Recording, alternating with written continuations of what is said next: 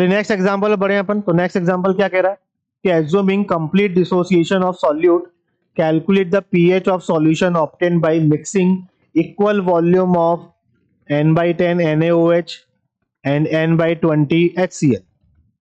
अच्छा, अब यहाँ पर ये अगेन जो अपने लास्ट डीपीपी में क्वेश्चंस करें कि भाई एक स्ट्रॉन्ग एसिड और एक स्ट्रॉन्ग बेस को आपने मिक्स किया, यानी किस टाइप का सॉल्यूशन हो गया अब आपका हेट्रोजीनियस। और हेट्रोजीनियस सॉल्यूशन के लिए हमारे पास तरीका क्या होता था कि आप N1V1 माइनस N2V2, ठीक है। तो यहाँ पे यदि हम बात करें NaOH की, तो NaOH के लिए नॉर्मेलिटी इंटू वॉल्यूम ले लीजिए, क्या हो जाएगा 1/10 इंटू V। ठीक, ऐसे ही आपने HCl लिया, HCl के लिए नॉर्मेलिटी इंटू वॉल्यूम कितना हो जाएगा 1/20 इंटू V, क्योंकि इक्वल वॉल्यूम बोला गया है, दोनों का वॉल्यूम मैंने सेम ले लिया अभी, ठीक है।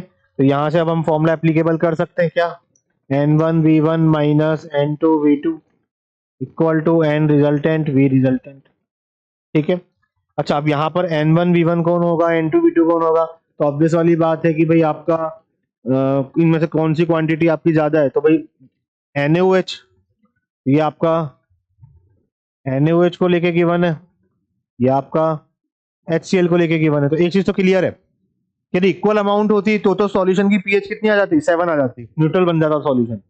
लेकिन यदि यहाँ पर आप देखोगे कि भाई बेस की क्वांटिटी ज्यादा है, इसका मीनिंग है कि जो फाइनल सॉल्यूशन बनेगा उसकी पीएच 7 से क्या आएगी, ज्यादा, क्योंकि बेसिक सॉल्यूशन बनने वाला है, उसकी पीएच क्या आएगी 7 से ज्यादा आएगी। तो कितना आ गया आपका 1/10 into V minus 1/20 into V equal to N resultant, और ये कितना हो जाएगा 2V।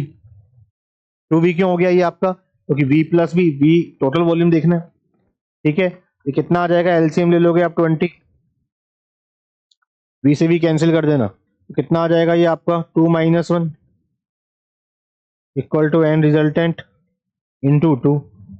तो N रिजल्टेंट नॉर्मेलिटी जो कि किसको रिप्रेजेंट करेगा, ये आपका OH माइनस आयन कंसंट्रेशन, कितना आ गया ये आपका 1/40, ठीक है। तो POH क्या आ जाएगा, negative logarithm of 1/40। POH equal to log 40 की वैल्यू कितनी होती है 1.6, तो pH इक्वल टू 14 माइनस 1.6, कितना आ जाएगा आपका 12.4।